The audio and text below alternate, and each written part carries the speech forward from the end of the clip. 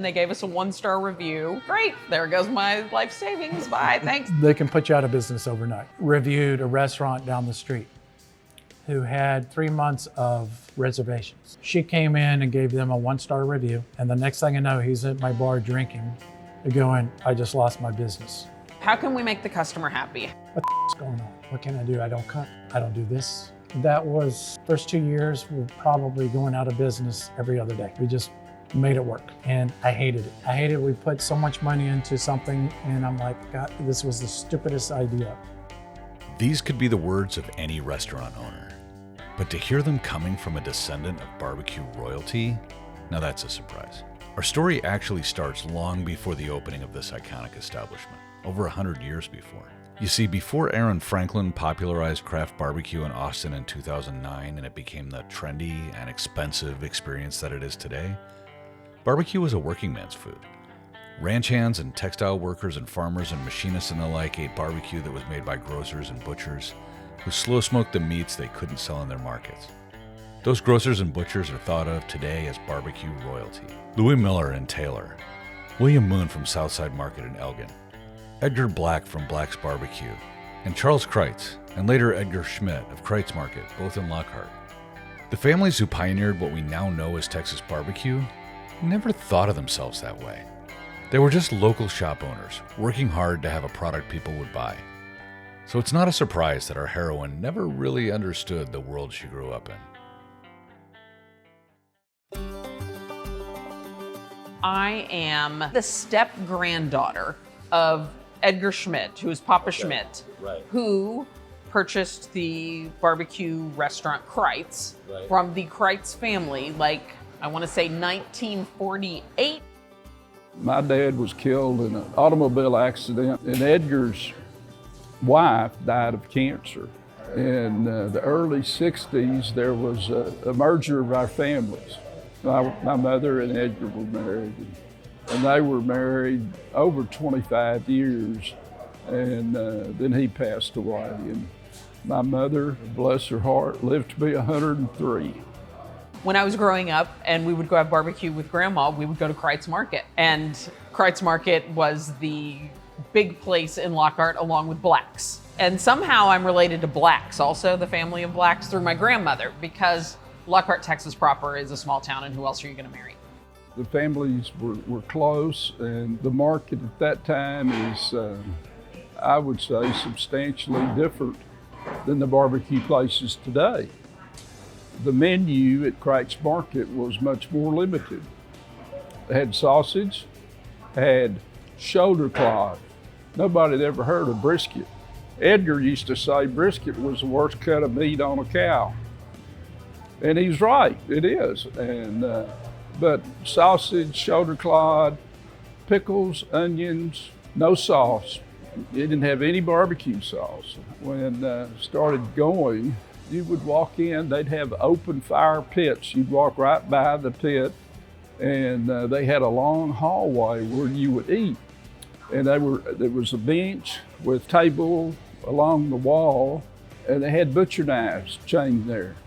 And the butcher knives go way back in the history because Kreuz Market would cater to the workers, so the knives were chained to the wall. You don't see that anymore. We're watching TV, or I was, and I turn it on, and it is 48 hours or something like that, the division of barbecue royalty, I believe was the title of it. And so now I'm intrigued. And it takes place in Lockhart, Texas. Now I'm like, wait, you have family there. And then pictures come up. I'm like, that's your grandmother. Edgar started working at Kreuz Market when he was in high school on a distributive ed program where you go to school part-time and work part-time. So, and he eventually bought out the Kreuz, and I think he took ownership, I'm not sure, late 40s, early 50s. And he was down there full-time, didn't hardly take vacations, and just a very hard-working fellow. Well, did you understand how important Kreuz Market was in barbecue was to Texas? Probably not, because there weren't that many barbecue places, until Texas Monthly came along. They started ranking the barbecue places, and Kreuz Market was #1 for I don't know how many years. So, the popularity of barbecue just blossomed. I think my first real barbecue was, and I'm not just saying this to kiss my wife's ass, but it was Kreuz Market. And that was an epiphany for me because I've never tasted or seen anything like that. I come from a design background, so the handcrafted part of it you just don't stick it in the oven or microwave, pop in a time, and it pulls out and it comes out perfect. Somebody has to look at it, touch, feel it, put some sweat equity into it. You get to see the whole process in front of you. And then you're one-on-one with an individual called the pit master, and he asks you, or she asks you, how do you want it? Want me cut here? Want me cut here? So you get one-on-one with the guy that's prepared your meat. And I just thought that whole concept was fantastic. And then to find out it started in 1900. My husband and I were living in New York, and there's a place there called Virgil's for barbecue. And so when you're in New York, you're like, all right, I guess we'll go get whatever New York has to offer for barbecue. So we all went and gathered around this table, and we started talking about barbecue. And I'm like, here's this barbecue thing again. And Jill's talking about her family and all that. They put down these placemats. They had these placemats in the United States. And they had names of the best restaurants and barbecue joints in the regions. And Jill's like, there's Kreuz Market. That's my family. Oh, well, that's really cool. Like, this is my family's place on this barbecue map of really awesome places in the United States.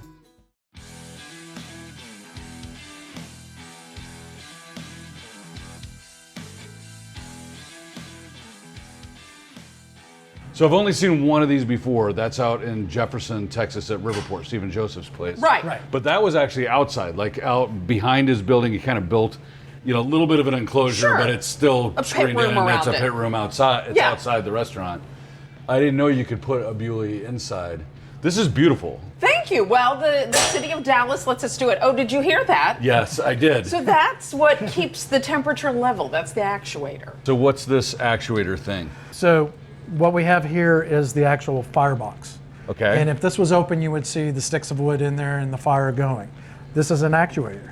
And what this does is when it opens up, it lets oxygen in to feed the fire. When Right. it gets too hot, it clamps and smothers the fire so you can hold a steady temperature. I can walk away and set it at a certain gauge and it will stay within certain degrees. Now, and then there are 3 shelves on the So inside. wait a minute. So this is so people buy. There it is again. Yes. So people buy pellet grills so they can walk away and have temperature control.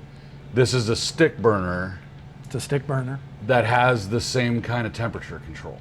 Probably not as Maybe not going to accurate walk away as for the 6 or exactly. It's not as accurate as it sounds. It's not a microwave. Okay. So, yeah. So there is a. But it does give you some flexibility, and we've got the beautiful vent. So Yeah. when we do open it up, and you get that beautiful smoke. That at Right. least you have a way of exhausting Right. it. Exactly. So Yeah. it does the smoke. If we open up the doors, does a figure 8 of smoke, and then it shoots back out. So when we open up the doors, we have 3 shelves, Right. and see all the loaded meat. 3 shelves, and from the firebox, it does a figure 8 on smoke, and it goes back through. comes back the up. flue. Yeah, through the top. Ding. It Actuator. said you're right. Yeah. Yeah. So So you can see the smoke here. right, and then now we're bringing it out here. Right. So this is like a reverse flow offset Sure. with a temperature controller, and you've got a lot of capacity here with 3 shelves all the way across. We do. Yeah. Amazing. And these guys, not me, but these guys like Joseph here know the different temperatures on the shelves and have to move things around. So it's an ongoing thing. Every time you open it up, it starts changing the temperature. That's why this goes up and down. And then they know where to put the briskets, chicken, sausage, and ribs. Awesome. Thanks. Sure. I am here with Patrick, the pitmaster here at the Lockhart Smokehouse, and we're gonna start cooking. So what are we cooking first? All right, so we're gonna start with prime rib. And when it comes to the prime rib, I'm all about fat. I love fat. Fat gives everything flavor. Same with the brisket, Yes, same with pork. I don't like cutting it off because if I cut it off, I don't want to add it back later. I can let nature do its thing and then I can clean it up afterwards. If you're doing this in the oven, you want to put a nice sear on it. I know we're smoking it, but just if you do this in the oven, it's good to get a sear on this. You crank your oven up to 500 degrees, get an air sear, 12 minutes, then turn it down and low and slow it. Okay, so you sear first and then in an oven. But with this smoker, if you do that, it doesn't penetrate the smoke. So I do start off not searing it first so I can get as much smokiness as possible. So again, I cut this in half because I want to save the other half just in case if I get busy, which I hope I do, I can fire later. And you've got it, but in the meantime, there's less food waste if we're only cooking half. Correct, and then I can wrap it up and save it for the next day. So is prime rib something that like the barbecue community here in Dallas gets and will come in and order, or do you kind of have to tell them, look, this is something else to try if you're here for the brisket and ribs? Actually, I have a few people that come in asking if we have it, and when I tell them we don't have it today, they get very upset. So this is gonna be another first for me. Another one of my favorites, deviled eggs, one of my spirit animals. Never done them in the smoker.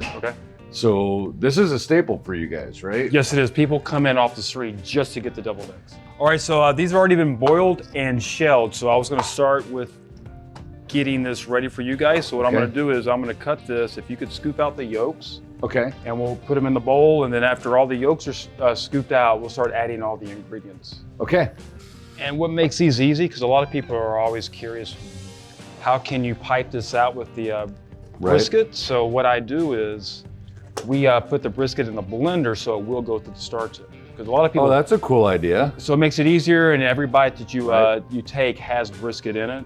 Instead of having a chunk of brisket on top, and people usually just pick that off anyway. So this way you got flavor all the way through. That's brilliant. Yes, because a lot of people, how do you get it through the store tip? And that's how we do it. Got it. Okay, bolo yolks. Yes, sir. So what we're gonna do is I'll have you mix while I dump in the ingredients. So I'll start off with the vegetables. The vegetables are red onions and jalapenos, because here in Texas, we love it hot. Yes, we do. We love peppers. I could eat this all day. Then I'm gonna add in my dry mustard. Gotta add more heat to it, so one of my favorite things, I put a little sriracha in this. We put sriracha in a lot of our food. That makes us a little different than other barbecue places, is we like a little spice behind everything. And then I'm gonna use some of our pork rub. It's about 1/4 of a cup. Again, everything with salt makes everything better. So what's in the pork rub, high level? Pork rub, it's pretty much like our beef rub. We just add less chili powder and we add more brown sugar. But again, you can get this in the store or online. And then the last thing that I'm putting in before we add the mayonnaise and the garnish is the best part. We have our brisket, and when it comes to the mayonnaise, that's why we do all the dry mix first, because sometimes we need to add more mayonnaise to it and make it a lot more wet. And then again, it matters on taste, if you like it more wet, if you like it drier. It's easier to pipe when it's a little more wet with mayonnaise. But we're gonna see how this looks. We might have to add a little bit more. So it's easier to pipe through. Yeah, it looks pretty good. Yeah? It doesn't look like deviled egg filling, but it is loaded with brisket, which makes me happy. Yes. That's when we have a lot of people coming off the street just getting the deviled eggs. I'm like, you want some meat? Here, I'm ready to cut. I'm ready to cut you some pork spare ribs. I'm like, no, I'm good with the deviled eggs. I'll buy 4 or 5 containers. It's pretty good.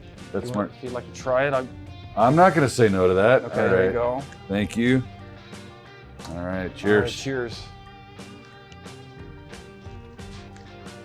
Oh yeah. A lot of flavor. You can taste the onions. You taste the onions, the jalapenos right there. You got the texture of it, and then that sriracha finishes it. Yeah. And then at the back of the tongue, you hear that sriracha. Yeah, absolutely. Boy, when this is piped in and the egg white is the finish, that's going to be really cool. And on top of that, to make this even better, after we pipe it, we smoke it for 12 minutes to get a smoke flavor into this. Even though our brisket's already been smoked, we're adding more smoke to it.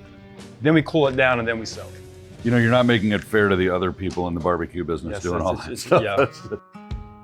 As we've heard many times before, these descendants of barbecue pioneers set off on their own careers with no plans to return to barbecue. But just like so many of these stories, barbecue pulled them back in. I went to Austin College up in Sherman, cool little town here in North Texas. And I had met my husband. He was in New York, he was a fashion designer. I moved to New York, we were there for several years. My first job was answering the phones at the Sally Jesse Raphael show.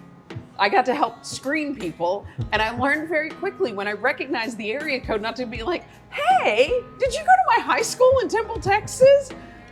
Because these people they wanted to talk to Sally, not me, and it didn't always go well. So that was my first big job in television. So JCPenney moved us down to Dallas. I ran a brand for them that was $700 million brand. And one of the questions was, how do we make it $1 billion? And I'm talking to the CEO. And this is where not the designer Jeff comes in, it's the analytical. I'm like, well, I'm gonna have to slash 30% off of sales first 6 months. And you're not gonna like me for that because we have to redirect the brand in the right direction. How do you tell a CEO you're gonna cut 30% off in the first 6 months? Most people would get shot in the head. He looked at me and said, you're the right guy.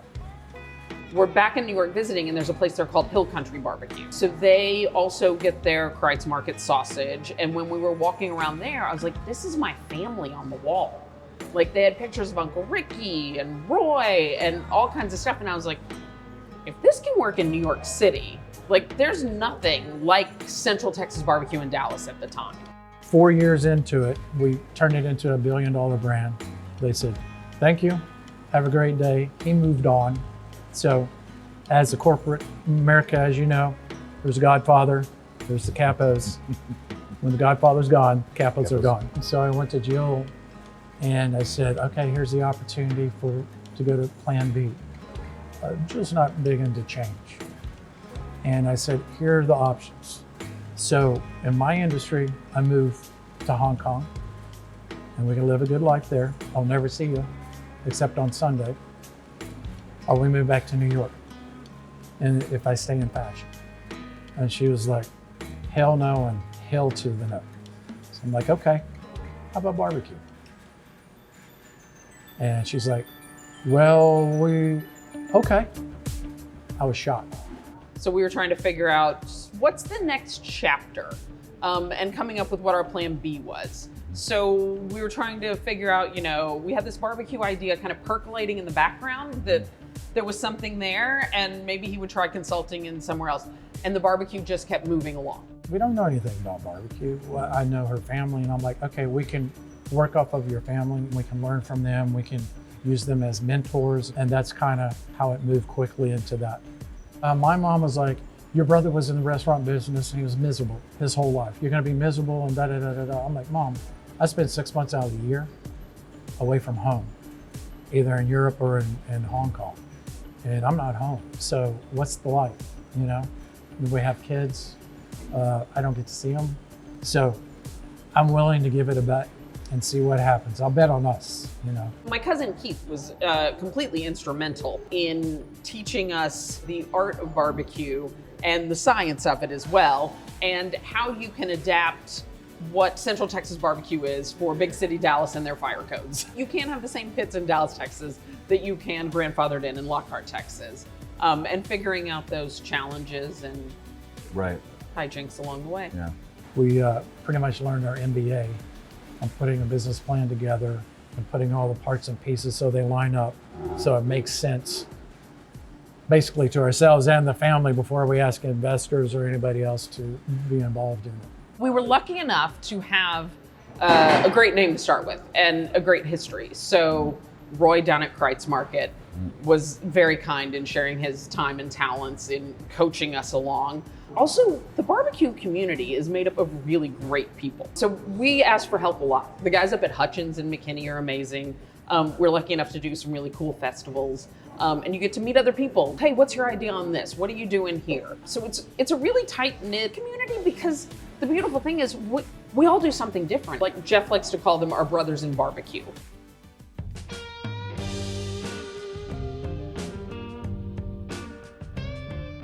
All right, I'm excited to see how you do this chicken, because this was way different than any chicken that I'd had in any barbecue joint. So step one, I see water. This must be the brine you told us about. Yes. So we add 4 quarts of water. We put in our pork seasoning. We also add in 8 ounces of kosher salt. Now we'll add the apple cider vinegar, about 8 ounces. We do brine our chicken for 24 hours. We add rice vinegar. What does the rice vinegar do to? Well, it helps break down the chicken and gives the added flavor. We don't add too much of the apple cider vinegar since we don't want to dominate the chicken. Oh, so the rice vinegar is more mild, so we still get the vinegar effect without overpowering. Correct. Now we're going to place in our chicken quarters into the brine. So we're not selling out to the California people and doing chicken breast and. I just love our chicken quarters and our chicken thighs. With the fat content to the dark meat, it tastes so much better than doing the chicken breast. So how much chicken could we fit in here? For this recipe, we could probably add 6 more quarters in the brine. All right, perfect. So this goes in the fridge, and then we don't see it again until tomorrow? Yes, sir. So I want you to help me do this. So Okay. this is my roasted garlic. So what we do is we get garlic, we put a little soy oil in it. The soy oil has no flavor, and it lasts longer and higher heat, so that's why we use soy oil. Okay. And also, it's a little cheaper, so it's good all around. Good. We put garlic in it, soy oil. We let it smoke until it gets a nice nutty flavor, a nice dark brown color. So this is just garlic It's and just soy oil, and then we throw it in the smoker, and of course the smoker is awesome because the smoker gives it more flavor. Right. Can't go wrong with that. So if you like, How much of this is going on there? so I would coat this whole thing.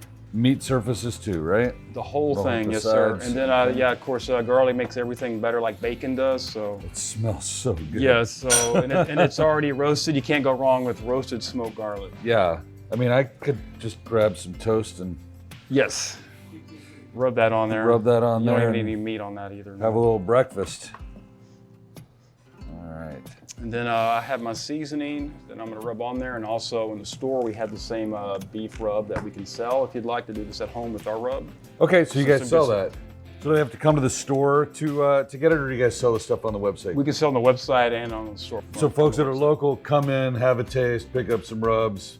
Folks that don't live in the area can still order this and create this. Yes, sir. Okay, awesome. All right, do I have enough on there? And a little bit more. Okay. Yes, garlic, again, you can't go wrong with garlic. That's like saying put more bacon on it. Yes. I mean, and it's so nice because it's so low and slow that it just penetrates into the meat and just adds more flavor. I've never used garlic as a binder before, Yes. but I feel like this might be my new happy place. Plus our beef seasoning, this actually helps it stay on there a lot better than falling off. So this actually, we can get more on there with the garlic. Okay. So I'm gonna put some of this on there if you want to kind of Great. rub it in. So are we actually gonna rub in the rub? We're not Yes. doing a brisket pat? Just very light. Show it a little love? Yes. Okay. I've got garlic on my hand, so it's gonna wet it down a little We're bit. gonna do it all over the meat, so to make sure every bite people take, they taste our rub. Our rub is over the top. It's a nice bark. Goes great with the briskets. So we use this rub on our briskets. We use this on our prime rib. We use this on our short ribs. Our short ribs again are over the top. We low and slow those overnight for about 12 hours. And we usually sell out of those. We have people actually calling saying, do you have your short ribs? They'll come in and buy racks at a time. So I have to make sure I have a lot ready to go. I can imagine. Yes. So can you give me the high level ingredients here? I know you're not gonna give me the exact formula, but Of the what rub, spices are in here? we have paprika, we have cracked black pepper, we have garlic again, more garlic, Right. which is always good. We have cayenne pepper, we have brown sugar, which brown sugar is the best. Right? Love brown sugar, a little chili powder, and lots of kosher salt. Because Get again, some up here. everything needs salt. Right. And then this was actually an accident. A lot of cooking is done accidentally, and then it comes out over the top because you were like, like one time I put cinnamon on pork, and it came out really good with cinnamon on it. So, and it was an accident. No, cinnamon's part of your pork profile. Yes. Got it. Okay. And then, but the accident that I did was I was looking to put Italian seasoning on, and I grabbed this thinking it was Italian seasoning, but it's oregano. And it kind of gives it a twist to the flavor. So I sprinkle oregano on, and you actually taste it, and it It tastes a little different, which I always like. Okay. I don't want to taste like everybody else. I want to be a little different. So. All right, now are we doing all surfaces again? No, just the tops. Just the top Top's side. cool, Okay. yes. Okay, what now? All right, so now I don't want to hurt your feelings or upset you, but we're gonna have to wait 24 hours on this because I want all this to penetrate the meat. So I don't get to taste this today? We had pork ribs. I mean, I'll cut you a pork All rib right, later. I will wait till tomorrow. Okay. See you in the morning tomorrow. Yes, sir.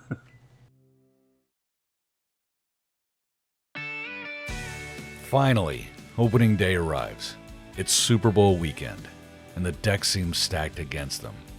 Not only does Mother Nature throw these folks a curveball, but little do they know that an even bigger threat looms ahead.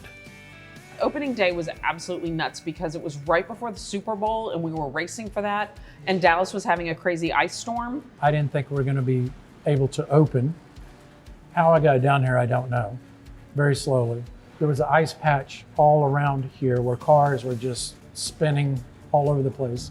We drove up, and I must have been 9:30, and there must have been 50, 60 people in line outside there. Wow. Yeah. It's cold out, they were hanging out, and we opened the doors and let them in so they wouldn't freeze. I couldn't believe it. We brought them all in to sit down, and while we were ready to open, it was standing room only in here. It wasn't good. So the expectations were 100-year-old business. We're just going to open up the doors, and it's going to be seamless, flawless, just like that. Yeah. It wasn't. It wasn't. The first 1 to 2 years were a little interesting. We had the Dallas Morning News come in. They gave us a 1-star review. So that was terrifying to me because I was like, great, there goes my life saving. They can put you out of business overnight. She came in and reviewed a restaurant down the street who had 3 months of reservation. She came in and gave them a 1-star review. And the next thing I know, he's at my bar drinking, going, I just lost my business. I said, what do you mean? Just because one person said it sucked? Well, I lost my 3 months of reservations. I don't know what to do. And he went out of business. That was done by the Dallas Morning News food critic at the time, Leslie Brenner. Yeah. She came in and was, I do remember a very biting comment of, barbecue is not in the blood and obviously not in the step blood, something to that nature. Right, I know. Wow. And yeah, it hurt a little. Her beef was, Jill's not really part of the family, Okay. Well, She's a stepdaughter of a blah, blah, blah. Okay, well, you know what? She's got one grandmother and she had one grandfather. And that's the grandfather she grew up with. She did mention the lack of sauce and the lack of forks. And what we've discovered is people, when you tell them they can't have something, they want it all that much more. We were up all night. Jill's like, this is in the world, because she is known to do it. We had some friends that work for the Dallas Morning News that sent us the copy of the article before it came to press. And she was like, oh my God, they got 1-star review. We're gonna go out of business. What are we gonna do? What are we gonna do? And it's one of those sink or swim. Joe, do we accept it? I said, we're lucky because we know what's coming. So I said, okay, that's how she's starting. Let's have some fun with it. In the morning, and a rebuttal. Did you ever get to point out to her that you're not supposed to have forks and barbecue sauce with barbecue, or did you just let it be? It's an argument you're not gonna win if people are really dead set on it. When I've tried to, my cousin Keith's famous line was that you got forks there at the end of your hands, just use them. But it kind of hit a head, and I always told Jill, when it does, then we're going to have to do forks. We know we're gonna have to do forks. We know we're gonna have to do sauce. So let us do it tomorrow morning. And it was Fork You Leslie Brenner Day. And there were forks. We said, I don't know why you didn't see them when you came in. They're right there where you order food. And there, we put forks all over, thousands of them. And there was one chart that said, Fork You Leslie Brenner Day. And there was a fork like this. And then we said, and our special today, in case you're wondering, is bologna. Ours is smoked, not written. And then we had a line out the door. It actually helped us instead of hurt us. And so we were known as the Lone Star Barbecue place, So after that, we did add forks in, we did add some sauce in, and actually the even better part is when we opened Plano, she came and for a while on the Dallas Morning News website, she said we were her favorite barbecue in Plano. which I did put all over our social media. With opening day and the attack from the Dallas Morning News behind them, Jill and Jeff still had their work cut out for them. Growing a restaurant from the ground up is no easy task, even for professionals as smart as our heroes. Without restaurant experience, even Jill's lineage couldn't save them from having to learn their lessons the hard way. I've always said to Jill, my job is not to mess this up. And the first 2 years, it was very tough. It took that long to get it together. To settle down and figure some things out, you know. So how did the community react to that? Was there backlash about not living up to the standards? Oh yeah, we were loved or hated. We still are today. I mean, that's how it is. You have to have thick skin. But it was more of our expectations, not meeting our own expectations, Right. versus we already know what you're going to say because I feel the same way, you know. But we had to settle down and dance with the smoker and had to learn it. We did work hard, once again, figuring out what don't we know, how can we make the customer happy? While I can call myself Lockhart Smokehouse, and I do have the family history, I do not have the 100-plus-year-old history to fall back upon, and I'm a fledgling business, so let's make it run as long as we can. It was hard for us. Try coming home.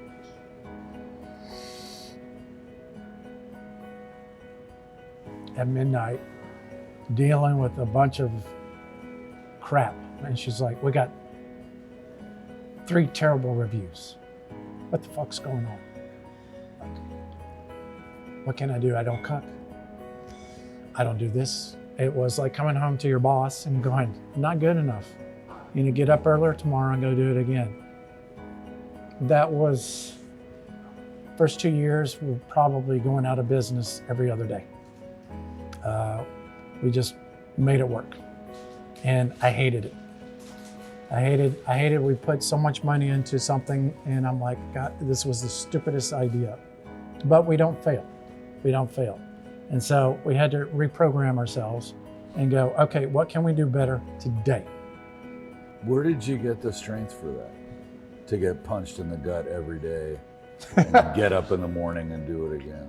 Well, it's kind of like you fail, you get back up, you get the pep talk.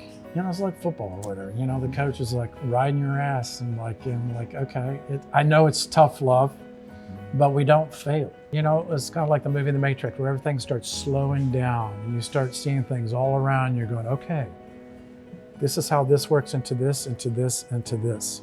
We were doing this right here, so it just kept going over and over, Groundhog Day, right? And then I think from that moment on, when we decided we're working on the same team and not against each other, that we can work this out. So there was a point where you started to feel like there's a light at the end of the tunnel. Maybe it's not the headlight of an oncoming train. It sounds like around the 2-year mark you started to feel Yeah, like you we were had doing things. we had an individual who turned the business around. Not overnight, but he listened, and then he did some things that changed and tweaked. Okay, after 2 years of getting slammed in the face of the brick wall, like, okay, I give up. Let's try something different. Maybe climb the wall instead of running into it. Texas Monthly fell in love with him as a individual personality, and he was damn good at what he did. Where's he now? I don't know. I hope he's cooking. He had to fight some demons, and I hope he got past those because he's a very, very talented individual. But he moved on, and so did we. You know, you see that a lot in the really talented artists at the pit.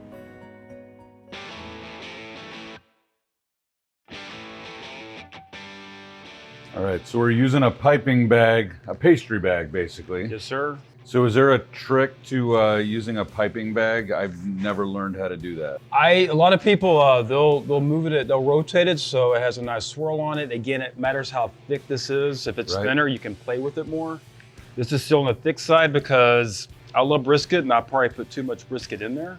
There's no such thing as too much brisket. But that's a good thing. So Yeah, that's why it's a little stiff. Okay. So you're just squeezing with your right hand I'm holding the egg so it doesn't come off when I'm squeezing. And we go through a lot of these, so we make probably 6 to 10 dozen at a time. When I pull them out, you can see that the brine did its job with the salt, how it's starting to change colors. It's getting a darker color from yesterday. While they're draining, I'll have you mix our poultry rub. Okay. So when it comes to our chicken quarters, we start with our pork rub, and we make it sweeter and a bit spicier as we add white sugar, and we do add our sriracha seasoning to spice up things a little bit. Before we put the seasoning on the chicken and throw it in the smoker, we need to add a little soy oil to make sure the chicken is nice and moist and wet while smoking. Bottom first, I assume? Yes, Okay. don't be shy with the seasoning. I'd really cake it on. Is that enough, Chef? I see you like you want to put more on there. Yeah, So go. If I'm not heavy enough, Yeah. go. He's like, just pick up the bowl, Al. Stop being delicate. All right, so we're not going to be shy. I mean, the chicken did have a huge amount of flavor, so this doesn't surprise me. It's all about the seasoning, the bark, and the smoke. This is going to be perfect. And then, That's what it needs to look like. and now it's on the smoke. Well, 24 hours has done a lot here. Yes, sir. So the smell is more intense. So all this flavor's in there. Yes, now. sir. Yes. All that garlic. Yes. So my guys have been loading up the smoker for lunch service. So I'm gonna have you put the prime rib in on the top shelf. The reason why I'm having you put on the top shelf is I can control my temperature up here a lot better because my thermostat's right here. So, Okay. so I know this is at 260. This goes down about 15 degrees and then another 15 degrees. Oh, so we're like 230 to 260 depending on the shelf. So we Yes, want to be sir. hotter. Yes. So we're going up top. Correct. And then Okay. with all the proteins in here, I want to protect my turkey and my pork spare ribs. So I'm gonna put some butcher paper over this to protect it from the drippage of our beautiful garlic prime rib. Not that garlic would be bad Oh, on yeah. any of this, but I get purity. Okay. Yeah, I mean, if it was me, I wouldn't cover it up, but I know some people, yes, I want to make Got it. sure that everyone's happy. This is where the magic happens even more besides the brisket. I'm gonna smoke these for about 8 to 12 minutes, depending on how hot the smoker is and how much prep is coming in and out of the smoker of business. Okay, so what we're gonna do now is put it on the top shelf, as we wanna make sure the skin of the chicken is nice and crispy. That's why we put it on the top. And when we do the smoker, when it comes to the top shelf, we run it by about 275 to 300.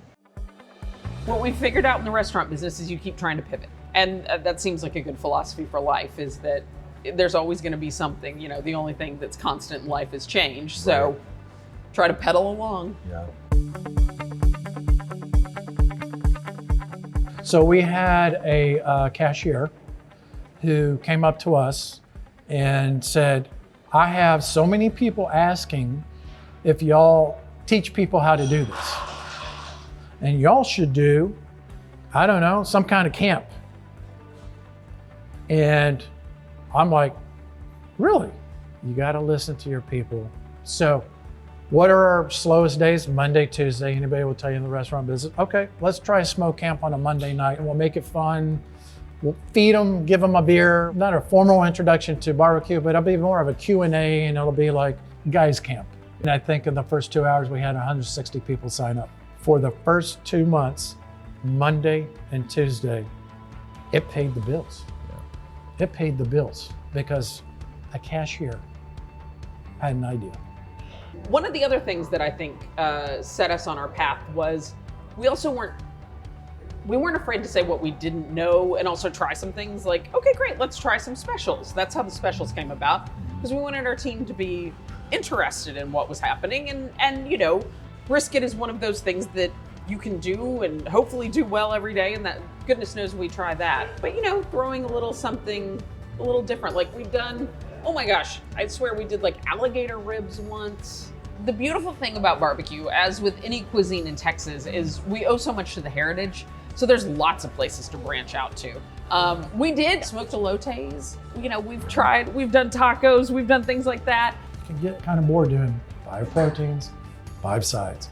So it gives them an opportunity to create and try something without buying 15, 20 cases of that product. And we always want new things, new ideas. You have to evolve. We did a dinner where we tried to smoke rattlesnake. Yeah. Oh, we had a huge kerfuffle at one point in time because we smoked shark. And apparently that was endangered. We got it from the food purveyor. We didn't go like catch it ourselves. Anyway. I had this picture of Jeff right, grabbing exactly, a shark yeah. around the neck and dragging him. Right. Yeah. No, Yeah. okay. So, you know, it's one of those that you try to have fun with it. Also, because it is barbecue and not brain surgery. Right. So figuring out what you can along the way and try and make people as happy as they can be and yeah, just play with it.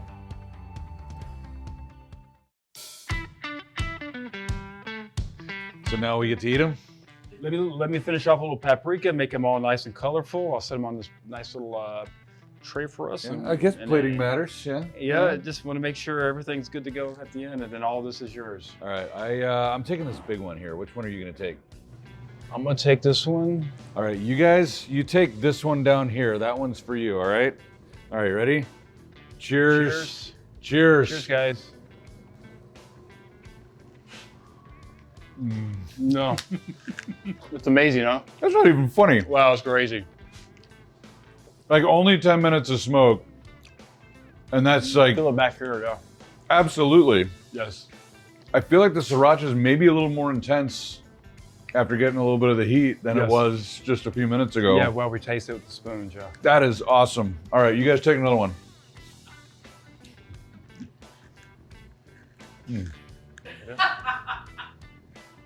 That is so good. Yes. Is it time? It's time, yes, sir. All right, should we check some temperatures? We should take All right. some temperatures. So you said we're looking for 170 on these. Yes, sir. Oh, they're pretty. 170, you were ready to go. These look perfect. Well, since you put it in front of me, it's all right, I'm not going to declare ownership. I'll share. Okay. Are you a drumstick guy or a thigh guy? I love the thighs. Okay, so am I. So here we go. I hate to break up your pretty plating here, but Yeah, I mean, So it's, nice. I mean, you can. yeah. Yeah. All right, I'm just going to tear. Like, look at this. Look at the Look at that. That brine has done perfect things. Cheers. Cheers. Yeah. I eat this almost every day for lunch. This is even better coming right off of the smoker. Yes, sir. You know, we sat and waited while we were getting ready for that tasting tray, and it was great cold, but this sriracha, like, it just changes everything. And the heat, Back of the tongue, yes. I mean, the Yeah, other look at side, that. The other side of the skin is just. pork rub, white sugar, sriracha, Yes. and a brine. And this is so simple. Like, this wasn't hard to make, No, but sir, it no. is so next level above anybody else's chicken. Yes, sir. Yeah. I mean, that spice behind it is what It's does so in your face in such a wonderful way. This is a thing of beauty. it. Yes, sir. It looks and it smells phenomenal. Yeah, you can smell the black pepper. See all the black pepper. You see the oregano. It's nice. And this should be medium rare. Yes. So we're gonna get the money shot. We're gonna get the slice it open and see beautiful inside. Yes, sir, Are we you will. confident? I'm feeling it. Yes. All right. I'm feeling it. All right. I will step back out of your way.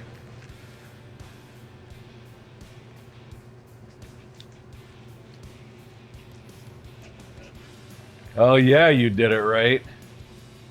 Look at that. Yes. And look at all that All nice right. fat. Yes. All right, look at this, guys. Juicy, perfect edge to edge. I'm gonna take that end because I want this garlic that's where the on the flavor end. is, Oh, yes. that's so. All right, this is how delicate this is, guys. This is how perfectly cooked this is. It's coming apart like a brisket in my hands. All right, you guys, you take that piece that he left right there. That's for you. All right, you ready? Cheers. Cheers. Cheers.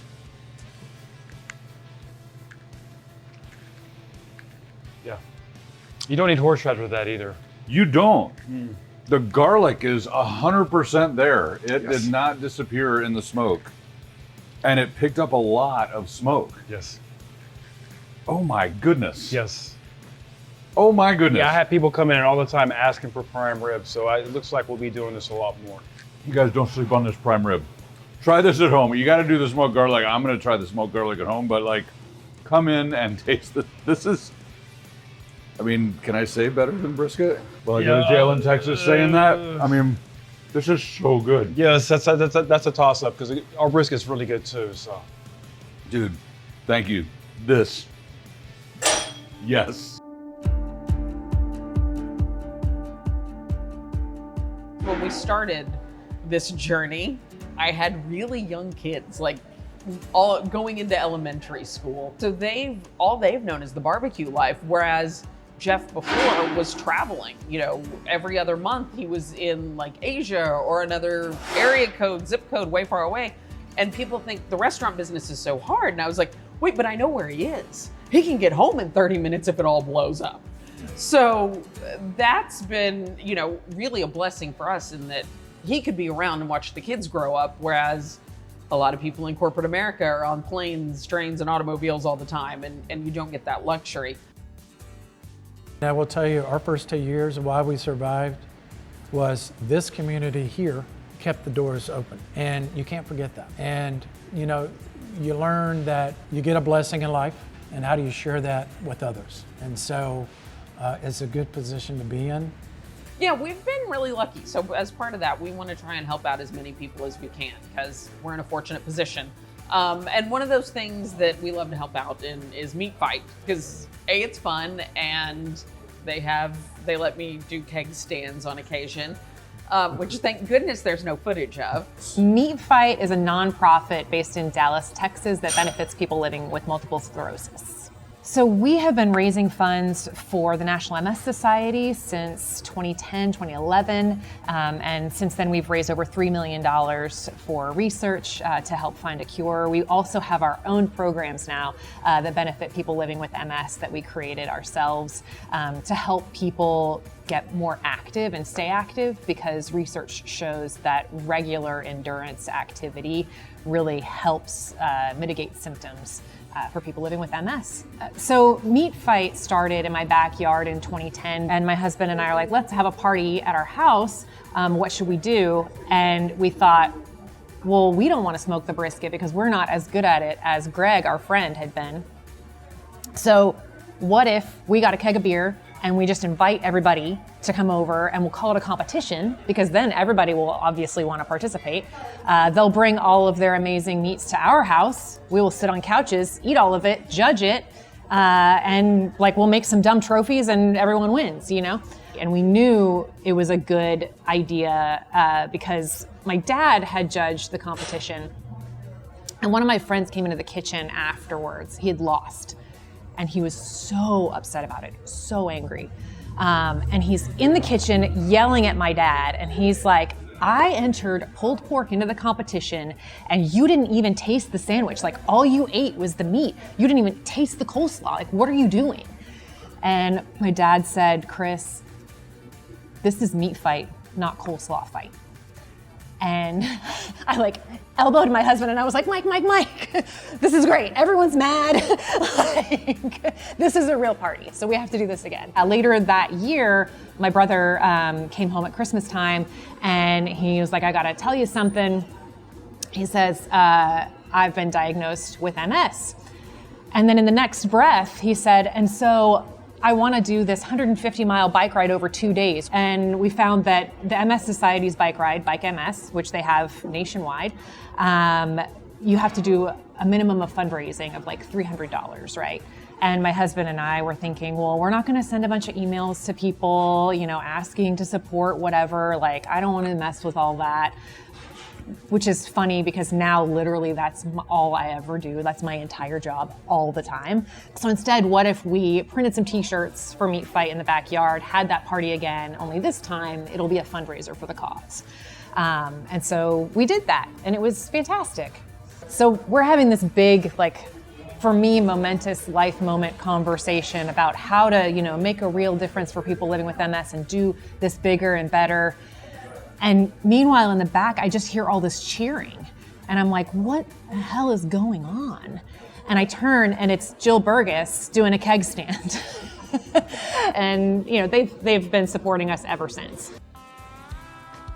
We also work with the Notre Dame School, which is a school here in town that works with older kids with Down syndrome and some other severe learning challenges. And they come in weekly and help the staff. And they're just blessings, because when you can get one of them to smile and we can end each shift with a dance party, that is really awesome. Jeff and Jill are absolutely supporters of the community, philanthropists in the community. They, again, they step up at every possible chance that they can. And I just think that they're amazing pillars in the community for that kind of philanthropic support.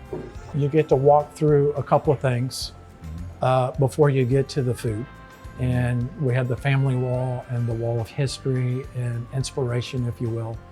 And you walk through that, and then you get to the meat counter where it's one-on-one, just like at Kreuz Market.